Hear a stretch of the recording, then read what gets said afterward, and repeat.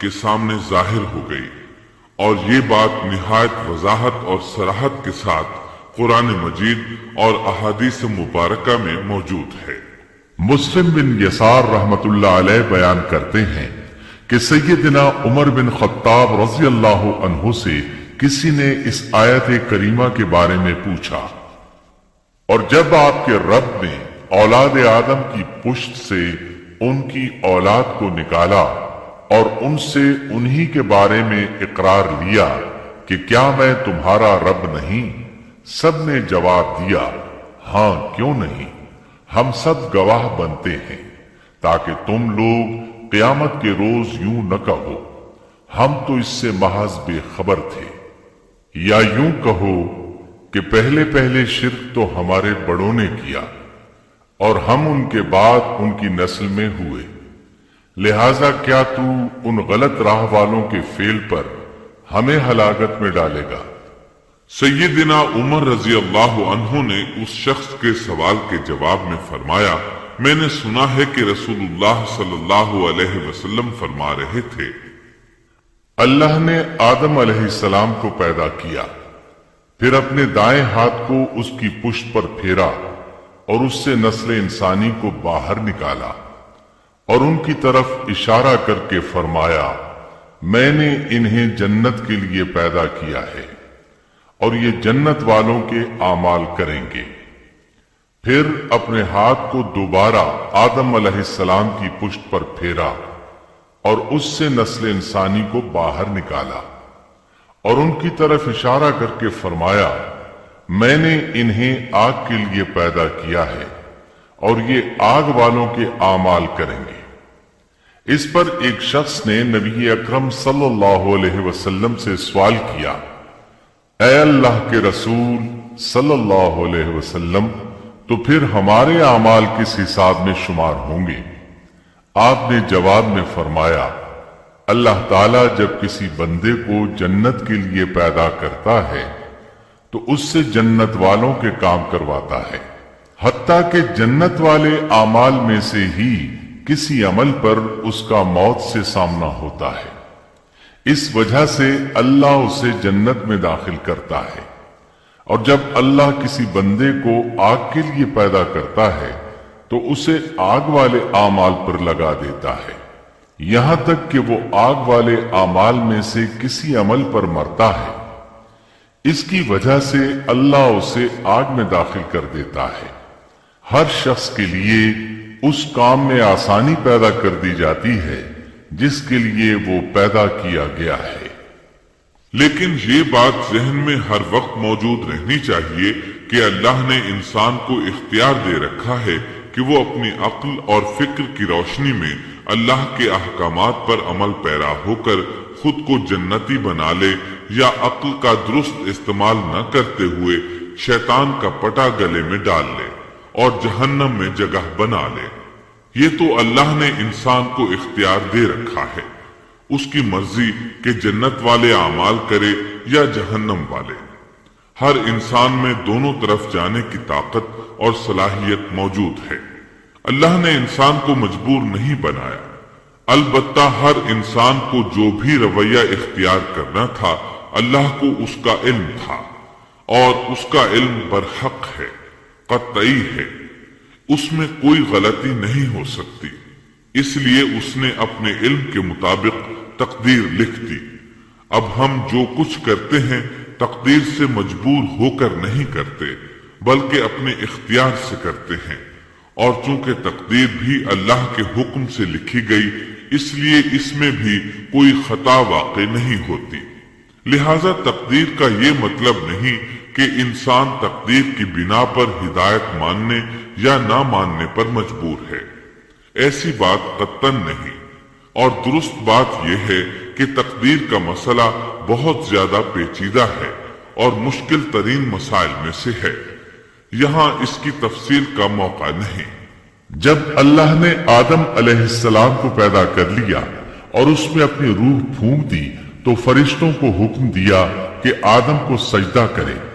ابلیس ایک بہت نیک اور بزرگ جن تھا، اس نے کبھی اللہ کی نافرمانی نہیں کی تھی، اسی بنا پر वो बुलंद मर्तबा पाकर फरिश्तों में शामिल हो चुका था, लेकिन फरिश्तों की जिन्स से कतन नहीं था।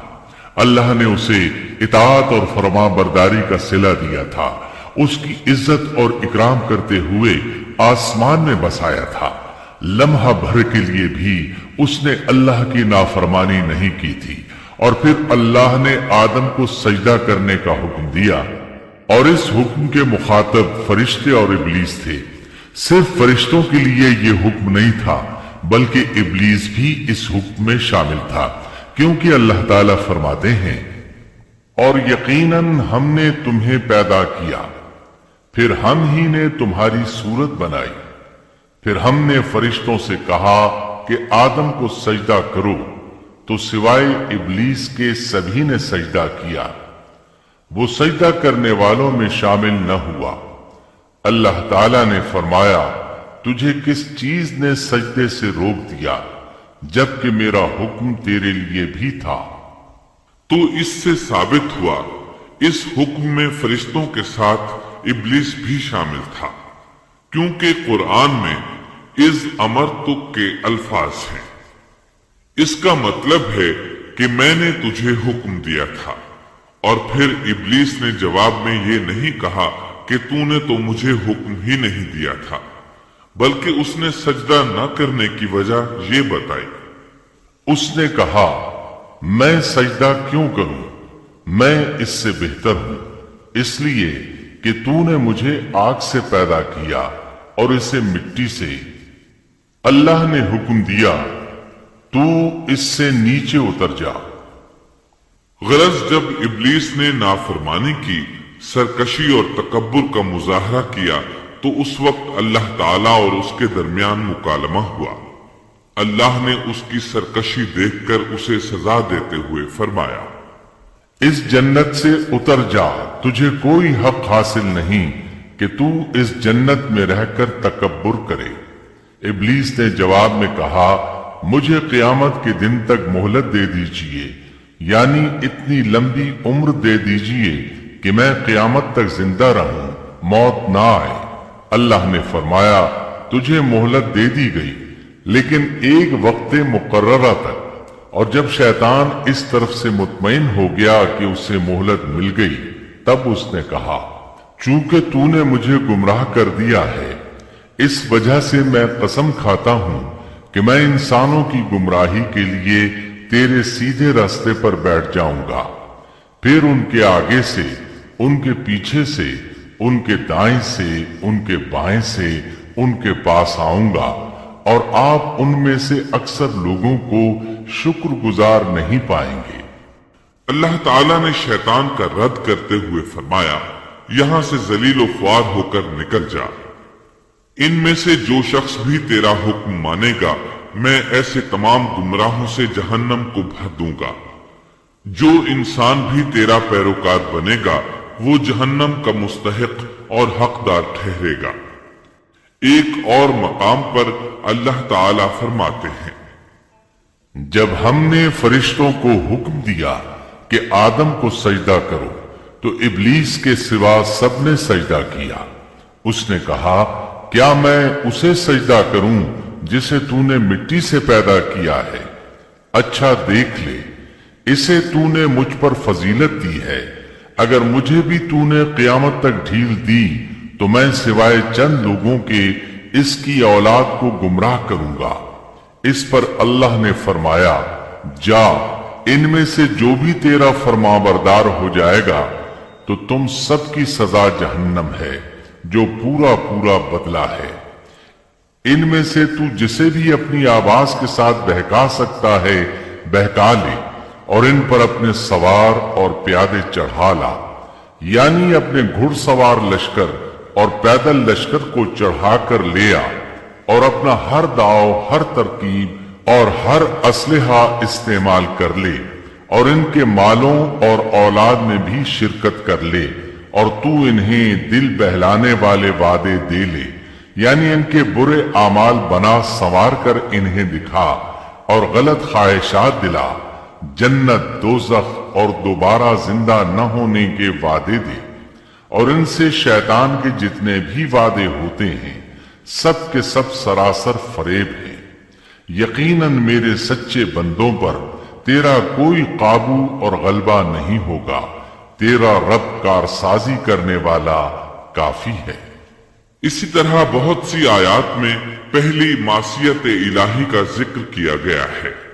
سب سے پہلا نافرمان ابلیس ملعون تھا۔ وہ خبیث اللہ کے سامنے تکبر اور عناد سے بھرپور جواب دیتا رہا۔ اسی وجہ سے اللہ نے اسے کافر کا لقب دیا۔ کافر اسے کہتے ہیں جو نعمت کا انکار کرے۔ اللہ نے اس پر اتنا فضل و کرم اور انعام و احسان کیا کہ بلند ترین مرتبے تک پہنچا دیا، لیکن اس نے اللہ کی اس نعمت کی قدر نہ کی، پرواہ نہ کی اور کفر کا راستہ اختیار کیا۔ سب سے پہلا گناہ تکبر تھا۔ اسی لیے علماء کرام فرماتے ہیں تمام گناہوں کی جڑ تکبر اور غرور ہے۔ نبی اکرم صلی اللہ علیہ وسلم نے اپنی امت کو تکبر نہ کرنے کا سختی سے حکم فرمایا، اس کی برائی، وبال اور ہلاکت سے آگاہ فرمایا۔ آپ نے فرمایا، اللہ اس شخص کی طرف رحمت سے دیکھے گا بھی نہیں جس نے تکبر کی بنا پر کپڑا ٹخنوں سے نیچے لٹکایا۔ اس کے علاوہ نبی صلی اللہ علیہ وسلم نے تو مطلقاً فرما دیا، وہ شخص جنت میں داخل ہونے کے قابل نہیں جس کے دل میں ذرہ برابر بھی تکبر ہے۔ جو شخص اپنے کپڑے، اپنے مکان اور اپنے قبیلے پر فخر کرتا ہے اس سے اللہ کی رحمت اٹھ جاتی ہے۔ اسی لیے نبی صلی اللہ علیہ وسلم نے جب اپنے صحابہ کرام کو دیکھا کہ مہاجر صحابی انصار صحابہ کے خلاف اور انصاری صحابی مہاجرین صحابہ کے خلاف آواز لگا رہے ہیں تو آپ نے فرمایا، اس جاہلیت والی پکار کو چھوڑو، یہ بہت بدبودار ہے۔ برادری کی بنیاد پر لڑنا، باہم فخر کرنا برے نتائج کا ذریعہ ہے۔ گناہوں کی بنیاد بھی تکبر ہے۔ اس لیے ہر مومن کو چاہیے کہ اپنے نوکر، خادم، ملازم یا کسی بھی مسکین پر کبھی بھی فخر و غرور کا اظہار نہ کرے، کیونکہ یہی اللہ کی سب سے پہلی نافرمانی وجود میں آئی تھی۔ تکبر کا یہ ذکر ضمناً آ گیا۔ ہم پھر اپنے موضوع کی طرف لوٹتے ہیں۔ اللہ نے آدم علیہ السلام کو پیدا کیا اور انہیں عالم بنا کر ہی تخلیق کیا، یعنی جب وہ پیدا ہوئے تو جاہل نہیں تھے۔ اللہ نے آدم علیہ السلام کو فرشتوں سے بھی بڑا عالم بنا کر پیدا فرمایا۔ بے شمار احادیث میں آدم علیہ السلام کی ابتدا اور ان کے علم کا ذکر موجود ہے۔ جب اللہ نے آدم میں مکمل روح ڈال دی اور وہ اپنے پاؤں پر کھڑے ہو گئے تو اللہ نے انہیں حکم دیا، جاؤ فرشتوں کی جماعت کو السلام علیکم کہو۔ آدم اور فرشتوں کی زبان عربی تھی، یہی زبان اہل جنت کی ہے۔ آدم گئے، جا کر سلام کہا، انہوں نے جواب میں کہا وعلیکم السلام ورحمت اللہ، یعنی تجھ پر اللہ کی سلامتی اور رحمت ہو۔ اللہ نے فرمایا، یہ تیرا اور تیری اولاد کا آپس میں ایک دوسرے کو تحفہ اور ہدیہ ہے۔ اللہ نے آدم علیہ السلام کو ابتدا ہی میں تمام نام سکھا دیے۔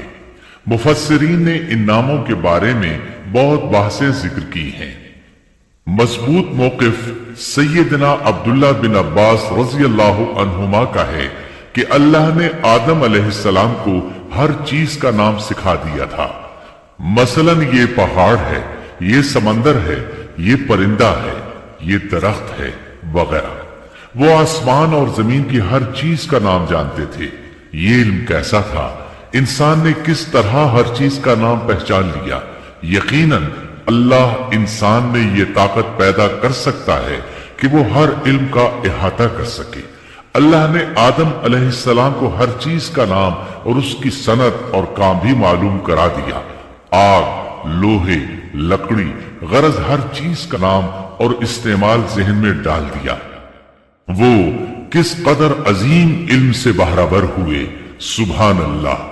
بہرحال اللہ نے آدم علیہ السلام کو صرف شکل و صورت اور تخلیق ہی میں بلند مرتبہ عطا نہیں کیا تھا، बल्कि अक्ल व इल्म के लिहाज से भी बुलंद दर्जे और मुकाम पर फाइज किया था। जैसा कि अल्लाह ताला फरमाते हैं, अल्लाह ने आदम अलैहिस्सलाम को हर चीज का नाम सिखा दिया, फिर उन चीजों को फरिश्तों पर पेश किया। मुझे इन चीजों के नाम बताओ अगर तुम सच्चे हो। मतलब ये कि तुम अपने दावे में कहां तक सच्चे हो। जब आदम की तख्लीक हुई तो तुमने कहा था, अल्लाह जो चाहे पैदा कर ले, कसम है वो हमसे ज्यादा मुअज़्ज़ज़ और आलिम नहीं होगा। इस दावे में अगर तुम सच्चे हो तो जरा इन अशिया के नाम तो बताओ। अल्लाह ताला ने आदम अलैहिस्सलाम का ज्यादा मुअज़्ज़ज़ होना, मुकर्रम होना और इल्म मार्फत वाला होना वाज़ेह करने के लिए फरिश्तों को हुक्म दिया कि आदम अलैहिस्सलाम को सजदा करें। ये सजदा ताजीमी था, इबादत वाला सजदा नहीं था। सजदा ताजीमी पहले वक्तों में जायज था, लेकिन अब हराम है। इसीलिए तो याकूब अलैहिस्सलाम, उनकी बीवी और 11 बेटों ने यूसुफ अलैहिस्सलाम को सजदा किया था। बहरहाल फरिश्तों ने आदम अलैहिस्सलाम को सजदा किया। इससे मालूम हो जाता है कि कौन ज्यादा इज्जत और अजमत वाला है। यकीनन आदम अलैहिस्सलाम ज्यादा शरफ और मंजिलत के हकदार ठहरे। जब अल्लाह ताला ने उनकी इज्जत, तकरीम और ताजीम साबित फरमा दी, तब इल्म मार्फत में उनकी बरतरी साबित करने के लिए फरमाया, अगर तुम अपने कौल में सच्चे हो तो इन चीजों के नाम बताओ। तब फरिश्तों ने कहा, फरिश्ते कहने लगे, ऐ अल्लाह तू पाक है, हमें तो सिर्फ उतना ही इल्म है जितना तूने हमें सिखा रखा है। मुकम्मल हिकमत व इल्म वाला तो तू ही है। अल्लाह ताला ने आदम अलैहिस्सलाम से फरमाया, ऐ आदम तुम इन फरिश्तों को इन चीजों के नाम बताओ। आदम हर चीज का नाम बताने लगे। किसी जगह भी उन्होंने गलती नहीं की। जब उन्होंने फरिश्तों को तमाम चीजों के नाम बता दिए तो अल्लाह ताला ने फरिश्तों को मुखातिब करके कहा, क्या मैंने तुम्हें पहले ही नहीं कह दिया था कि जमीन और आसमान का गैब मैं ही जानता हूं और मेरे इल्म में है जो तुम जाहिर कर रहे हो और जो छुपा रहे हो। यहां जहन में सवाल उभरता है कि फरिश्ते क्या छुपा रहे थे। वो राज वाली बात यही थी कि अल्लाह हमसे ज्यादा मुअज़्ज़ज़ और आलिम मखलूक पैदा नहीं करेगा। इसके बाद अल्लाह ताला ने अम्मा हव्वा को पैदा फरमाया। उन्हें आदम अलैहिस्सलाम के फौरन बाद पैदा नहीं फरमाया, बल्कि आदम अलैहिस्सलाम ने काफी अरसा जन्नत में तन्हा बसर किया और हदीस में है कि वो वहशत महसूस करते थे, तन्हाई को शिद्दत से महसूस करने लगे थे। आखिरकार एक रोज जब वो सो रहे थे तो अल्लाह ताला ने उनकी बाईं पसली से अम्मा हव्वा अलैहिस्सलाम को पैदा फरमाया और आदम अलैहिस्सलाम का हम सफर बना दिया। अल्लाह फरमाते हैं, ऐ लोगों अपने उस परवरदिगार से डर जाओ जिसने तुम सबको एक ही जान से पैदा कर डाला और उस जान यानी आदम अलैहिस्सलाम से उनकी बीवी को पैदा किया। आदम अलैहिस्सलाम के वजूद ही से हव्वा का वजूद बनाया गया। वो कोई अलग मखलूक नहीं थी। जब आदम अलैहिस्सलाम बेदार हुए तो उन्होंने अपने करीब एक औरत को बैठे देखा। पूछने लगे, तुम कौन हो? हव्वा अलैहिस्सलाम ने कहा, औरत। आदम अलैहिस्सलाम ने फिर पूछा, तुझे किस लिए पैदा किया गया है? वो बोली, आपके लिए, ताकि आप मुझसे सुकून और उन्स हासिल करें। जब फरिश्तों ने आदम अलैहिस्सलाम को एक औरत से बातें करते देखा तो कहने लगे, अब एक और नई मखलूक पैदा की गई है। आदम अलैहिस्सलाम ने उन मखलूकात का नाम तो बता दिया था जो मशहूर और मारूफ थी, इनका नाम पूछना चाहिए। उन्होंने आदम अलैहिस्सलाम से सवाल किया। उन्होंने फौरन जवाब दिया, हव्वा, इसलिए कि अल्लाह ने तो आपको हर चीज का नाम सिखा दिया था। फरिश्तों ने कहा, इनका नाम हव्वा क्यों रखा गया है? आदम अलैहिस्सलाम ने जवाब दिया, اس لیے کہ اسے ایک زندہ چیز سے پیدا کیا گیا ہے۔ حیات کی نسبت سے حوا نام رکھا گیا۔ مسلم شریف میں ہے، سیدنا ابو ہریرہ رضی اللہ عنہ روایت کرتے ہیں کہ رسول اللہ صلی اللہ علیہ وسلم نے فرمایا، جو شخص اللہ اور آخرت کے دن پر ایمان رکھتا ہے، جب وہ کسی معاملے کے لیے حاضر ہو تو بھلائی والی بات کرے یا خاموش رہے، اور عورتوں کے بارے میں بھلائی کی وصیت حاصل کر لو، یعنی ان کے ساتھ اچھا سلوک کرو، کیونکہ عورت پسلی سے پیدا کی گئی ہے، اور پسلی میں زیادہ ٹیڑھا حصہ اوپر والا حصہ ہوتا ہے۔ اگر تم اس کو سیدھا کرنا چاہو گے تو توڑ ڈالو گے، اور اگر اس کو چھوڑ دو گے تو وہ اسی طرح ہمیشہ ٹیڑھی رہے گی۔ عورتوں کے بارے میں بھلائی کی وصیت حاصل کر لو۔ مطلب یہ کہ اسی حالت میں گزر بسر کرو، عورتوں کے بارے میں بھلائی کی وصیت حاصل کر لو۔ اس حدیث کا مطلب یہ ہے کہ عورتوں پر جبر کر کے زبردستی ان کی طبیعت کو بدلا نہیں جا سکتا، اور عورت ذات کو نہایت نرمی اور پیار سے رکھو۔ ان کی طبیعتوں میں ٹیڑھا پن ہے، وہ کبھی جذبات سے مغلوب ہو جاتی ہے اور عقل کھو بیٹھتی ہے۔ اگر کوئی اسے سیدھا کرنا چاہے تو اس سے لا تعلقی، دوری اور طلاق کی نوبت آ جائے گی۔ اگر اسے چھوڑ دو گے تو ٹیڑھا پن برقرار رہے گا۔ مرد کو بہت حوصلے سے اس صورتحال کو سنبھالنا چاہیے۔ احادیث میں سیدنا ابراہیم علیہ السلام کی زوجہ سیدہ سارہ علیہ السلام کا قصہ موجود ہے۔ وہ حوا علیہ السلام کے بعد کائنات کی سب سے زیادہ خوبصورت عورت تھی۔ احادیث سے یہ اشارہ ملتا ہے کہ حوا علیہ السلام ابتدائے انسانیت سے لے کر قیامت تک پیدا ہونے والی تمام عورتوں میں خوبصورت تھی۔ اب ابلیس لگا اپنے وسوسے شروع کرنے۔ آدم اور حوا علیہ السلام دونوں اللہ کے حکم سے جنت میں تھے کہ شیطان نے انہیں پھسلانے کی کوشش شروع کر دی۔ اللہ تعالیٰ فرماتے ہیں، اور ہم نے کہہ دیا اے آدم، تم اور تمہاری بیوی جنت میں رہو اور جہاں سے چاہو با فراغت کھاؤ۔ جنت بھی کیسی؟ اللہ فرماتے ہیں، وہ جنت کہ جس کی چوڑائی ہی آسمانوں اور زمین کے برابر ہے۔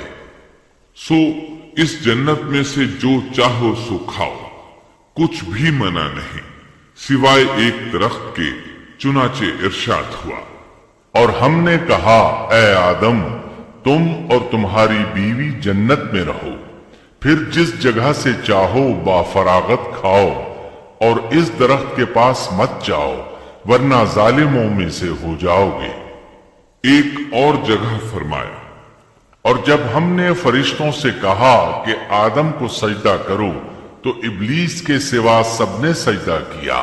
ابلیس نے انکار کیا تو ہم نے کہا اے آدم، یہ تیرا اور تیری بیوی کا دشمن ہے، خیال رکھنا ایسا نہ ہو کہ وہ تم دونوں کو جنت سے نکلوا دے اور تو مصیبت میں پڑ جائے۔